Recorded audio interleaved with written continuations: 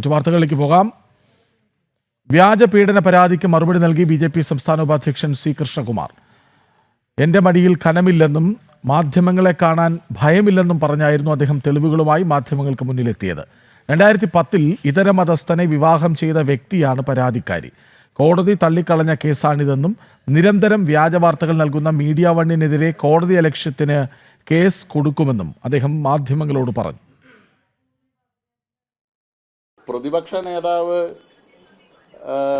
സന്ദീപ് വാര്യരൊക്കെ എന്തോ പൊട്ടിക്കും തേങ്ങ ഉടയ്ക്കുന്നൊക്കെ വിചാരിച്ചപ്പോൾ ഞാൻ വിചാരിച്ചു വലിയ എന്തോ ഒരു ആറ്റം ബോംബ് പൊട്ടിക്കാൻ പോകണമെന്നാണ് വിചാരിച്ചു.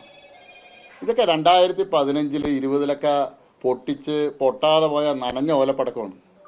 പ്രതിപക്ഷ നേതാവിന് ഈ വ്യക്തിയെക്കുറിച്ച് അറിയില്ല തോന്നുന്നു. അതുകൊണ്ടാണ് പ്രതിപക്ഷ നേതാവ് ശ്രീ VD സതീശൻ ഇദ്ദേഹത്തിൻ്റെ വാക്ക് കേട്ട് വലിയൊരു അബദ്ധത്തിൻ്റെ കുഴിയിൽ വീണത്. 2014 ഭാര്യയുടെ പിതാവ് ഡയാലിസിന് കോയമ്പത്തൂരിൽ അഡ്മിറ്റ് ചെയ്തിരിക്കുന്ന സമയത്ത് അച്ഛൻ്റെ വീട്ടിൽ വരുന്നു. അവിടെ അലമാരകൾ പരിശോധിക്കുന്നു. അച്ഛൻ മൂത്ത മകളായിട്ടുള്ള എൻ്റെ ഭാര്യയ്ക്ക് അനുകൂലമായിട്ട് എഴുതി വെച്ച വില്ല് കാണുന്നു. ആ വില്ല് കണ്ട് ശക്തമായിട്ട് ആ വില്ല് കണ്ടതുടനെ അക്രമാസക്തിയായിട്ട് എൻ്റെ വീട്ടിൽ വന്ന് പ്രശ്നം ഉണ്ടാക്കുന്നു. അത് കഴിഞ്ഞ് ഏതാനും ദിവസം കഴിഞ്ഞ് അച്ഛൻ ഹോസ്പിറ്റലിൽ നിന്ന് ഡിസ്ചാർജ് ചെയ്ത് വരുന്ന സമയത്ത് അച്ഛനെ ആക്രമിക്കുന്നു.